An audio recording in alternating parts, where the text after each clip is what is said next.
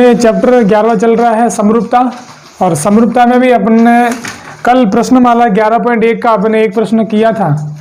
अब 11.1 का जो पहला प्रश्न था उसमें अपन ने क्या सीखा था कि किस प्रकार से अगर आपको किसी भी त्रिभुज में अगर एक भुजा के अगर आपको समांतर आपको रेखाखंड दे रखा है तो शेष भुजाओं को क्या करता है, समान अनुपात में विभाजित करता है। 11.2 में अपन ने, ठीक है, 11.1 तो पहले अपने हो गई थी वो।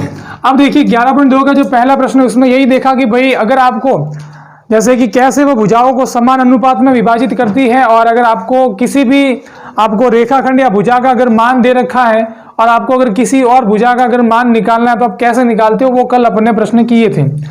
इसके बाद में आज जो अपन स्टार्ट करने जा रहे हैं वो इसका दूसरा प्रश्न है। और दूसरे प्रश्न में आपको क्या बोला है, एक बार प्रश्न को पढ़ते हैं अपन। प्रश्न में लिखा हुआ है कि त्रिभुज ABC की भुजाएं AB और AC पर क्रमशः D और E दो बिंदु इस प्रकार स्थित हैं। फिर बोला कि D और E बिंदु स्थित हैं। निम्न प्रश्नों के दिए गए मानों के माध्यम से DE समांतर BC होने और नहीं होने की जानकारी दीजिए। आपको ये बोला है कि एक त्रिभुज है ABC और जिसकी दो भुजाएं AB और AC उन पर दो बिंदु स्थित हैं। देखिएगा, सबसे पहले अपन इसका चित्र बना लेते हैं, ठीक है भाई। इसमें अपने को क्या दिया है कि एक त्रिभुज है और उसकी कोई ना कोई भुजाएं हैं। तो देखो भाई, सबसे पहले मैं क्या कर देता हूं भाई, एक त्रिभुज बना दिया ABC, और इस त्रिभुज ABC की भाई कौन कौन सी भुजाओं पर बिंदु है, तो AB और AC पर। AB पर कौन सा बिंदु है, D बिंदु, और AC पर कौन सा बिंदु है, E बिंदु। अब आपको ये बोला है कि अपने को यहाँ ये बताना है, आपको जो ये माप दे रखे हैं अलग अलग, आपको देखो मान दे रखे हैं, इन मानों के अनुसार आपको बताना है कि जो DE है क्या वो BC के समांतर है या नहीं है। यहाँ आपको इस प्रश्न में ये नहीं दे रखा है कि भाई ये जो DE है वो इसके समांतर है। अपने को तो क्या करना है, पता करना है कि क्या ये DE इसके समांतर है या नहीं है। तो अपन जानते हैं कि भी जब DE समांतर किसके होता है, BC के, तो इन दोनों का अनुपात और इन दोनों का अनुपात क्या होता है, समान। तो अगर इसका मतलब अगर समांतर लाना है, इसका मतलब इन दोनों खंडों का और इन दोनों खंडों का अनुपात क्या होना चाहिए, समान होना चाहिए। और जब अनुपात समान मिलता है तो अपन कह सकते हैं कि DE किसके समांतर है, BC के समांतर है। और अगर अनुपात अगर बराबर नहीं मिले तो अपन क्या कहेंगे, DE BC के समांतर नहीं है। तो अपन प्रश्न करते हैं, जैसे कि इस दूसरे का पहला प्रश्न आपको क्या दे रखा है। दूसरे का जो आपको पहला प्रश्न दिया है इसमें बोला है कि AB बराबर 12 सेंटीमीटर। आपको इसमें AB की लंबाई दे रखी है 12 सेंटीमीटर, फिर AD की लंबाई कितनी दी है, 8 सेंटीमीटर, और इसके बाद में आपको AE की लंबाई कितनी दी है, 12 सेंटीमीटर, और फिर अपने को लास्ट जो लंबाई दी है किसकी, वो AC की लंबाई दी है, AC बराबर 18 सेंटीमीटर। अब चलिए, अपने को ये चार अगर मान दे रखे हैं, क्या इनके अनुसार बता सकते हैं कि भाई ये जो दो रेखाएं हैं आपके, ये एक दूसरे के समांतर है या नहीं है। तो देखो भाई, कभी भी आपको अनुपात अगर बराबर मिल जाए तो आप कह सकते हो कि भाई वे दोनों रेखाखंड क्या एक दूसरे के समांतर है। और वो कौन सी प्रमेय होती है, आपके आधारभूत अनुपातिकता प्रमेय की विलोम। सही है। तो देखिए भाई, यहां अगर मैं अगर चेक करने जाऊं, पहले इन सभी भुजाओं को चित्र में दर्शाते हैं, ठीक है। AB मतलब कौन सी हो जाएगी, ये पूरी, और ये पूरी अपने कितने सेंटीमीटर की है, 12 सेंटीमीटर की है। इसके बाद में बात करें भाई AD की, AD यानी A से लेकर D तक कितनी है, ये 8 सेंटीमीटर है। चलिए भाई, इतना करने के बाद AE कितना है, AE अपना है 12 सेंटीमीटर, और तीसरी आपको चौथी जो दे रखी है लास्ट AC यानी कौन सी आपको पूरी दे रखी है, वो कितनी है, 18 सेंटीमीटर। देखो भाई, चित्र में दर्शाने से अपने को ये पता चल जाता है कि अब अपने को अगर इन दोनों का, जिसे अपने को अनुपात किसका निकालना है, इन दोनों का, और यहाँ किसका निकालना है, इन दोनों का। तो आपने देखा भाई, अगर इन दोनों का अनुपात निकालना है तो दोनों का पहले मान तो पता होना चाहिए। अब इसका 8 है भाई, मैं इसको कैसे निकालूं, आप बताइए। अब प्रश्न में तो कहीं आपको डायरेक्ट नहीं दे रखा है कि BD बराबर इतना है, लेकिन हाँ आपको पता है कि भाई ये टोटल अगर 12 है तो 12 में से 8 को माइनस करेंगे तो बाकी कितनी बच जाएगी, 4 सेंटीमीटर हो जाएगी। यानी आपको BD का मान आपको कितना मिला, 4 सेंटीमीटर मिला। अब आपको यहां वैसे लिखने की जरूरत नहीं है, आपने चित्र में बता दिया कि बीडी कितनी है आपके 4 सेंटीमीटर की, बस ये पता होना जरूरी है कि ये 4 सेंटीमीटर आया कैसे। तो आपको पता है पूरी 12 है, 12 में से 8 को कम किया तो कितना आया 4 सेंटीमीटर। इसी प्रकार यहां इन दोनों का अगर अनुपात निकालना है तो बताओ भाई, ये टोटल 18 में से ये 12 है तो ये ईसी कितनी हो जाएगी 6 सेंटीमीटर हो जाएगी। चलो यहां तक अगर ये आपको समझ में आया तो आगे बढ़ते हैं। आगे अगर इन दोनों को समांतर लाना है, मतलब इन दोनों का और इन दोनों का अनुपात अपने को चेक करना है, तो बताइए इन दोनों का अनुपात मतलब किस किस का अनुपात, एडी और डीबी का। तो यहां में एडी और डीबी का अनुपात अगर निकालना चाहूं, मतलब एडी में डीबी का क्या करना है, भाग देना है। एडी कितनी है अपनी, एडी कितनी है 8 और डीबी कितनी है 4। तो भाई 8/4 और 8 में 4 का भाग कितनी बार जाता है 2 बार। आप इसको 2 लिखो या 2/1 लिखो, सही बात, एक ही बात है, ठीक है। इसके बाद में अगला देखो भाई, आपने इसका अनुपात निकाला हुआ आया 2, अब आप इसका अनुपात निकालिए भाई कितना आता है, यानी इसका मतलब किसका, ये दूसरा क्या है, दूसरा क्या है भाई, किसका अनुपात होगा, एई और ईसी का। तो चलिए भाई मैं एई और ईसी का अनुपात निकालता हूं। एई की लंबाई 12, ईसी निकाली 6 और 12 में 6 का भाग जाएगा 2 बार। क्या आपको दोनों का अनुपात सेम मिल रहा है, यानी कि एडी बटा डीबी, एडी बटा डीबी का जो मान है वो किसके बराबर है, एई बटा ईसी के। और जब भी अगर आपके भाई भुजाओं का अनुपात बराबर होता है, भुजाओं के जो टुकड़े हो जाते हैं अगर वो अनुपात बराबर होते हैं तो आप लिख सकते हो कौन सी प्रमेय से, आधारभूत अनुपातिकता, आधारभूत अनुपातिकता प्रमेय के विलोम से। यानी यहां विलोम काम में आ रहा है क्योंकि आपको समांतर दे नहीं रखा, निकालना है। तो भाई आपको देखो भाई, जब ये दोनों समान मिलेंगे तो आप कह सकते हो कि जो कौन सी रेखा, भाई रेखाखंड कौन सा, डीई किसके समांतर है, बीसी के समांतर है। और अगर मान लो भी इसका मान तो आ जाता 2, इसका मान आ जाता 3, तो अब क्या बराबर है, नहीं है। तो आप लिखते हैं भाई इन दोनों का अनुपात क्या है, बराबर नहीं है। और जब बराबर नहीं है तो आप लिखोगे डीई बीसी के समांतर नहीं है। लेकिन भाई यहां तो अपने को बराबर मिल गया है, इसलिए भाई अपन कह सकते हैं कि ये क्या है, एक दूसरे के समांतर है। अब ये पहला प्रश्न किया, अब अपन कौन सा प्रश्न इसके बाद करते हैं, दूसरा प्रश्न, ठीक है। दूसरा इसी के साथ में कर लेते हैं। लेकिन देखो भाई चित्र एक से काम नहीं चलेगा, दूसरे के लिए आपको वापिस अलग से एक चित्र बनाना पड़ेगा। तो ठीक है भाई, दूसरे के लिए मैं चित्र बनाता हूं, त्रिभुज एबीसी। देखते हैं भाई त्रिभुज एबीसी में देखो आपको बोला है कि एक बिंदु डी है, दूसरा बिंदु ई है। अब अपने को क्या क्या मान दे रखे हैं वो अपन एक बार लिखते हैं। देखिए भी आपको एक तो दिया है ए बी बराबर, सॉरी हाँ ए बी बराबर है 5.6 सेंटीमीटर। दूसरा है एडी बराबर 1.4 सेंटीमीटर। तीसरा है एसी बराबर 9.0। अब बताओ भाई 9.0 यानी कितना होता है, अभी वो सिर्फ 9 यानी 9 सेंटीमीटर है। और लास्ट जो आपको दिया है एई बराबर 1.8 सेंटीमीटर। चलिए भाई इस सवाल को अपन करते हैं और देखते हैं भाई इसमें क्या भुजाएं समांतर है या नहीं है। चलो भाई बताइए भाई, सबसे पहले चित्र में देखते हैं ए बी कितना है, ए बी यानी पूरा ये कितना है 5.6 सेंटीमीटर है। एडी कौन सा है भाई, एडी ये एडी कितना है भाई 1.4 सेंटीमीटर है। इसके बाद में देखिए भाई एसी मतलब पूरी भुजा है 9 सेंटीमीटर की। और एई मतलब देखो भाई सेम टू सेम सवाल दे रखा है भाई, खाली संख्याएं अलग हैं, बाकी बिल्कुल वैसा का वैसा ही। देखो भाई इसमें भी आपको एक तो दो पूरी वाली भुजाएं दे रखी थी और 2 ये आधी आधी वाली दे रखी थी। सबसे पहला काम आपको क्या निकालना पड़ेगा भाई, इन दोनों की लंबाई। अब 5.6 में से भाई 1.4 घटाइए भाई कितना मिलेगा, 4.2 सेंटीमीटर मिलेगा। सही है कि नहीं भाई, 6 में से 4 गया 2, 5 में से 1 गया तो 4, यानी कितना आ जाएगा अपने पास ये 4.2 सेंटीमीटर। इसी प्रकार अगर मैं इसी को निकालने जाऊं तो इसी की कितना निकलेगा भाई 9 सेंटीमीटर में से 1.8 को घटाइए, 1.8 को घटाया कितना आ जाएगा 7.2, ये 1.8 सही है 7.2 सेंटीमीटर आ जाएगा। चलिए अब आगे बढ़ते हैं भाई, अब अपने को इन दोनों का अनुपात निकालना है, मतलब एडी बटा डीबी। अब इसका अनुपात अगर मैं निकालने जाऊं तो 1/4 और कितना आ जाएगा 1.4 और 4.2 ऐसे बटे में आ जाएंगे। देखो भाई यहाँ एक अंक के बाद पॉइंट, यहाँ पर भी एक अंक के बाद पॉइंट, यानी पॉइंट से पॉइंट क्या हो जाएंगे, कट जाएंगे।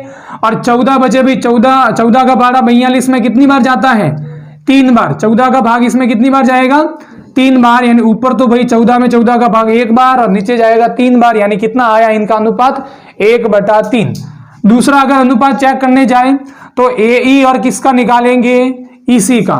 तो AE/EC, और अपने को यहां दे रखा है भी AE कितना है 1.8 सेंटीमीटर और EC कितना निकाला है 7.2 सेंटीमीटर।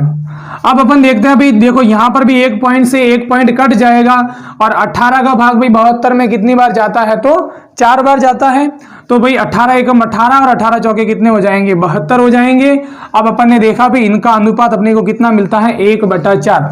क्या दोनों में अनुपात समान आ रहा है कि नहीं आ रहा है? तो अपन देखते हैं कि भाई यहां तो AD/DB इसका मान और जो AE/EC है इन दोनों का मान क्या है, बराबर नहीं है। बराबर होता तो ये निशान लगता, बराबर नहीं है। और जब दोनों का अनुपात समान नहीं होता है तो आप लिख सकते हो आधारभूत अनुपातिकता प्रमेय के विलोम से। देखो भाई आधारभूत अनुपातिकता प्रमेय के विलोम ने देखा कि भाई इन दोनों का अनुपात समान नहीं आया, इसका मतलब आधारभूत अनुपातिकता प्रमेय से क्या कह सकते हैं कि AD नहीं, यहां कौन सी रेखा है, रेखाखंड है DE BC के समांतर नहीं है। तो ठीक है भाई, एक तो अपन ने समांतर है वाला और एक समांतर नहीं है वाला दोनों तरीके के सवाल कर दिए। अब इनको आप लिख दीजिए और बाकी जो 2 प्रश्न बचते हैं आपको एक बार खुद ट्राई करना, ठीक। अब अगला प्रश्न करते हैं 11.2 का तीसरा प्रश्न। तीसरे में दिया है कि दी गई आकृति में OA और OB और OC पर क्रमशः L, M और N बिंदु इस प्रकार स्थित है कि L, M किसके समांतर है, AB के, M, N समांतर है BC के। तो दर्शाइए कि L, N किसके समांतर होगा, AC की। अब देखो भाई सबसे पहले चित्र बनाते हैं, फिर इसको अपन समझते हैं कि इसमें क्या दे रखा है और क्या अपने को सिद्ध करना है। आपको बोला है कि एक त्रिभुज है ABC। त्रिभुज ABC में भी देखो भाई यहाँ बीच में बिंदु O है, O को इससे मिलाया तो OA हो गया, ये OB हो गया और ये है OC। और तीनों पर आपके एक एक बिंदु दे रखा है। इस पर L बिंदु है, इस पर है M बिंदु और इस पर है N बिंदु। आप देखो भी इन तीनों बिंदुओं को अगर मिलाते हैं तो भाई इस प्रकार से एक और त्रिभुज आपको मिल जाता है, ठीक है। अब देखो भाई प्रश्नों को वापस देखते हैं, अपने को दिया क्या गया है। सबसे पहले लिखना पड़ेगा दिया गया। तो आपको दिया गया है कि त्रिभुज OA, देखो OA, OB और OC पर L, M और N बिंदु है और इस प्रकार स्थित है कि L, M किसके समांतर है, AB के। आपको दिया है L, M समांतर AB। अब देखो भी L, M कहाँ है, तो L, M ये वाला और ये किसके समांतर है, AB के। ये दोनों समांतर दे रखे हैं। फिर आपको बोला है कि M, N किसके समांतर है, BC के। आपको ये भी दे रखा है कि M, N BC के समांतर है। M, N यानी ये वाला रेखाखंड इसके समांतर है। अब बोला है कि तो दर्शाइए। अब दर्शाइए के बाद में जो आता है वो अपने को सिद्ध करना है, यानी कि अपने को क्या सिद्ध करना है इसमें कि L, N जो है वो किसके समांतर होगा, AC के समांतर होगा। यानी अपने को ये बताना है कि ये वाला जो रेखाखंड है क्या वो AC के समांतर है या नहीं है। तो अब भाई इसको कैसे सिद्ध करेंगे, L, N को AC के समांतर लाना है, कैसे सिद्ध करें। तो अब आपके भाई स्टार्ट करते हैं प्रश्न को। अब इसमें यहाँ सबसे अब जो जहां पर इसको सिद्ध करेंगे वो क्या कहलाती है, उपपत्ति कहलाती है। अब देखो भाई एकदम इजी सवाल है, इसको आप ध्यान से समझिएगा। देखो कैसे करना है इसको। आपको यहाँ पर देखो, अगर आप देखोगे तो भाई ये जो मेन जो त्रिभुज आपके बड़ा वाला, इसमें आपको 3 त्रिभुज दिख रहे हैं। एक तो ये वाला त्रिभुज दिख रहा है अभी ABO, ये वाला त्रिभुज है। दूसरा त्रिभुज है BOC, एक ये वाला त्रिभुज हो गया और तीसरा कौन सा हो जाएगा, AOC। अब इन तीनों में से आपको ऐसे त्रिभुजों को काम में लेना है जिसमें कोई ना कोई समांतर दे रखा है।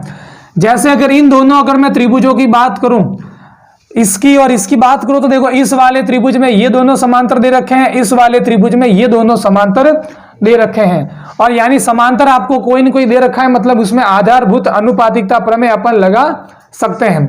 तो जैसे सबसे पहले बात करें भाई, यहां अगर मैं कौन से त्रिभुज की ऊपर वाले की बात करूं, इसका नाम क्या है, AOB। आप त्रिभुज AOB में ध्यान से देखिएगा, क्या त्रिभुज AOB में आपको कोई समांतर दे रखा है? तो आप देखते हो भाई त्रिभुज AOB में यानी इस वाले त्रिभुज में एक भुजा है AB, उसके समांतर आपको रेखाखंड कौन सा दे रखा है, LM। तो आपको ये दे रखा है कि LM किसके समांतर है, AB के समांतर है। कारण क्या लिखोगे भाई, दिया गया। आपने ये देखा भी, आपने को इस वाले त्रिभुज में दे रखा है कि LM किसके समांतर है, AB के। और अपन एक प्रमेय पढ़ी है कि किसी भी त्रिभुज में अगर एक भुजा के समांतर आपको कोई रेखाखंड अगर दे रखा है तो वो शेष भुजाओं को क्या करता है, समान अनुपात में विभाजित करता है। तो यहां अगर LM AB के समांतर है तो LM देखो भी इस वाले त्रिभुज में ये L बिंदु कौन कौन से दो भागों में बांट रहा है कि नहीं, एक तो ये वाला भाग हो गया, एक ये वाला भाग, सही है कि नहीं। इसी प्रकार LM का जो दूसरा सिरा है वो इसको दो भागों में बांट रहा है, एक OM हो गया, एक कौन सा हो गया, MB हो गया। यानी कि आपको भाई इन दोनों का अनुपात और इन दोनों का अनुपात क्या मिल जाएगा, बराबर। और कहां से मिलेगा, तो आधारभूत अनुपातिकता प्रमेय से। आपने देखा भाई आधारभूत अनुपातिकता प्रमेय ये कहती है कि कोई एक रेखाखंड अगर तीसरी भुजा के समांतर होता है तो शेष दो भुजाओं को समान अनुपात में विभाजित करता है। अब आपको सिर्फ देखो भाई कौन सा त्रिभुज काम में लेना है। अभी ये तिरछा वाला आपको ये जो त्रिभुज दिख रहा है इस प्रकार से, इस वाले को काम में लेना है ABO, और आपको यहां ये दे रखा है L और M। देखो भी आपको अगर ये दोनों एक दूसरे के समांतर है, अब देखो भी ये रेखाखंड इस वाली भुजा को कौन कौन से दो भागों में बांट रहा है, तो एक AL है, एक LO है। अब आपकी इच्छा है कि AL को ऊपर लिखोगे या OL को ऊपर लिखोगे, वो आपकी इच्छा है। ध्यान रखना है भी अगर आपने इस वाले को ऊपर लिखा है तो बराबर में भी इस वाले को ऊपर लिखना पड़ेगा। तो यहां देखो भी मैं किसको लिख रहा हूं भी, OL। आपने लिखा भी OL और किसका अनुपात है, ये LA। आपने देखा भी OL और LA का अनुपात, आपने यहाँ OL यानी यहां से स्टार्ट किया तो यहां पर भी यहां से स्टार्ट करना पड़ेगा, OM और बटे में क्या आएगा, MB। इसका मतलब इन दोनों का अनुपात क्या होगा, समान होगा। ये समीकरण नंबर कौन सा हो गया, 1 हो जाएगा। अब जैसे आपको इस वाले त्रिभुज से समीकरण नंबर 1 मिला है, अब इस वाले त्रिभुज में आपको देखना है, इस वाले त्रिभुज में अगर आप देखते हो इसका नाम क्या है, त्रिभुज BOC। और त्रिभुज BOC में भी आपको एक ना एक समांतर दे रखा है। त्रिभुज BOC में आपको MN किसके समांतर दे रखा है, BC के। और अगर MN अगर BC के समांतर होगा, इसका मतलब यहां आधारभूत अनुपातिकता प्रमेय लगेगी। ठीक है भाई, आधारभूत अनुपातिकता प्रमेय से आपको क्या मिल जाएगा, ये MN देखो भाई यहां किस किस को बांट रही है, तो आपने देखा MN इस वाली भुजा को OM और MB में बांट रही है। तो यहां OM बटा MB किसके बराबर होगा, इसका दूसरा सिरा देखिए ON बटा NC के बराबर होगा, ON बटा NC के बराबर होगा। ये समीकरण नंबर कौन सा हो जाएगा, 2 हो जाएगा। चलिए अभी अब समीकरण नंबर 2 भी मिल गया। अब तीसरा है, उसमें तो समांतर दे नहीं रखा है तो अपन नहीं लगा सकते। ठीक है, अब आपको समीकरण नंबर 1 और 2 की तुलना करनी है। समीकरण 1 और 2 की जब आप तुलना करते हो तो आप पाते हो कि समीकरण 1 व 2 से आपको क्या मिलता है। देखिए ये जो OL बटा LA है वो किसके बराबर है, OM बटा MB। और ये OM बटा MB जो है वो खुद किसके बराबर है, ON बटा NC के। ये इसके बराबर यानी इसके बराबर और ये है दूसरे के बराबर, यानी ये दोनों भी एक दूसरे बराबर हो जाएंगे। यानी OL बटा LA किसके बराबर हो जाएगा, ON बटा NC के बराबर हो जाएगा। ये समीकरण नंबर कौन सा हो जाएगा, 3। अगर आप इसको 3 लिखना चाहो तो लिखो, नहीं तो फिर आप छोड़ सकते हो। देखिए अब आपको ये समझना है, यहीं से आपको आंसर मिलेगा। देखो OL बटा LA, OL बटा LA यानी इन दोनों का अनुपात, और ON बटा NC यानी इन दोनों का अनुपात। देखो भाई इन दोनों का अनुपात और इन दोनों का अनुपात मिलके कौन सा त्रिभुज बना रहे हैं, AOC। यानी कि अगर इस वाले त्रिभुज में AOC में अगर कोई भी दो भुजाओं का अनुपात समान होता है और अगर आपको अनुपात अगर बराबर दे रखा है, इसका मतलब ये दोनों क्या है, एक दूसरे के समांतर हैं। और कौन सी प्रमेय से, आधारभूत अनुपातिकता प्रमेय के विलोम से। अभी दूसरा प्रश्न अपन ने किया कि अगर अपने को अनुपात अगर दोनों का समान मिल जाए, अनुपात अगर बराबर मिल जाए तो अपन कह सकते हैं ये इसके समांतर हैं। तो आप देखते हो भाई कि त्रिभुज AOC में, ये कौन से त्रिभुज में है, AOC में आपको क्या मिला, ओ एल बटा एल ए किसके बराबर है, ओ एन बटा एन सी के। ये आपने ज्ञात किया, ठीक है भाई, यहां ज्ञात किया है, यहां आप इसको लिख दो भाई। समीकरण नंबर 3। आप बताइए भाई आपने ये कैसे पता किया भाई त्रिभुज एओसी में ये बराबर है? तो आपने अभी जो समीकरण नंबर 3 निकाला है वहां से देखा कि ये दोनों मिलके आपके ये वाला त्रिभुज बना रहे हैं। इसका मतलब आप लिख सकते हो आधारभूत अनुपातिकता प्रमेय के विलोम से। और विलोम क्या, उसका विलोम क्या होता है कि अगर अनुपात समान है, इसका मतलब ये जो एल एन है वो किसके समांतर होगा, AC के समांतर होगा, एल एन समांतर AC। इस प्रकार से आपको क्या करना था, ये सिद्ध करना था। देखिए भाई चौथा प्रश्न स्टार्ट करते हैं। चौथे में देखो भाई आपको सिर्फ प्रश्न दे रखा है, कहीं पर भी इसका चित्र नहीं दिया है। इसका मतलब इन प्रश्नों में अपने को चित्र खुद बनाना पड़ेगा। तो भाई प्रश्न को अगर आपने सही से अगर समझ लिया तो आप चित्र बना सकते हो। देखिए क्या दे रखा है, एक त्रिभुज ABC में आपको बोला है, एक त्रिभुज ABC में, तो सबसे पहले आपको एक त्रिभुज ABC बनाना है। ये आपने त्रिभुज ABC बना दिया। ABC में AB और AC पर दो बिंदु D और E इस प्रकार स्थित हैं। बिंदु D और बिंदु E इस प्रकार स्थित हैं कि BD किसके बराबर है, CE के बराबर। अरे भाई देखो BD कौन सी, BD यानी कि ये वाली, BD यानी सिर्फ यहां से यहां तक किसके बराबर है, CE यानी C से लेकर E तक के बराबर है। ये लाइन मैंने इस दोनों के लिए खींची है, ठीक है भाई, ये दोनों बराबर है। तो आपको यहां लिखना है भाई इस त्रिभुज ABC में क्या बराबर दे रखा है। तो त्रिभुज ABC में आपको दिया है कि BD किसके बराबर है, CE के बराबर है। चलिए आगे आपको क्या बोला है, एक तो बोला BD बराबर CE है यदि, अब किसी किसी किताब में यदि के बाद में यदि हो तो ऐसे सीधा प्रश्न लिखा हुआ है, बीच में ये यदि क्या हो तो यहां आएगा आपके कौन B बराबर कौन C। अगर किसी किताब में आपके अगर ये छूटा हुआ है बीच में तो आप लिख दीजिए यदि के बाद में कि यदि कौन B बराबर क्या हो तो कौन C। यानी दूसरी आपको कंडीशन और क्या दे रखी है कि कौन B और कौन C बराबर। देखो भाई कौन B ये वाला और कौन C ये वाला एक दूसरे के क्या है, बराबर हो तो दर्शाइए। अब दर्शाइए के बाद वाला कहां आएगा, सिद्ध करना के अंदर। और आपको क्या दर्शाना है, DE किसके समांतर होगा, BC के समांतर होगा। चलिए अपन ने भाई प्रश्न को सही से लिख दिया। अब देखो भाई एग्जाम में दिया गया सिद्ध करना और चित्र के भी नंबर मिलते हैं, इसलिए आपको इनमें से किसी को भी छोड़ना नहीं है, ठीक है। अब देखो भाई आप उत्पत्ति को स्टार्ट करते हैं। सबसे पहले ये बताओ DE कहां पर है, यहां पर, और BC कहां पर है, यहां पर। आपको एक बात तो दिमाग में होनी चाहिए कि अगर मेरे को इन दोनों को समांतर लाना है, और ये दोनों रेखाएं कब समांतर होगी, जब इन दोनों का अनुपात और इन दोनों का अनुपात क्या आएगा, समान आएगा। यानी अपने को इन दोनों का और इन दोनों का अनुपात समान लाना है। चलिए अब स्टार्ट करते हैं। अब चूंकि आपको क्या दे रखा है, देखो भाई आपको दिया है कि कौन B किसके बराबर है, कौन C के बराबर है। और कौन B बराबर कौन C अपन जानते हैं किसी भी त्रिभुज में अगर दो कोण समान होते हैं तो उनके आमने सामने वाली भुजाएं भी क्या होती है, समान। अगर ये दोनों कोण समान है तो इनके आमने सामने वाली भुजाएं यानी AB और AC भी क्या होगी, समान होगी। तो अगर कौन B और कौन C समान है, इसका मतलब AB किसके समान है, AC के समान। कारण क्या लिखोगे, तो समान कोणों की सम्मुख भुजाएं, सम्मुख मतलब कैसी, आमने सामने वाली भुजाएं।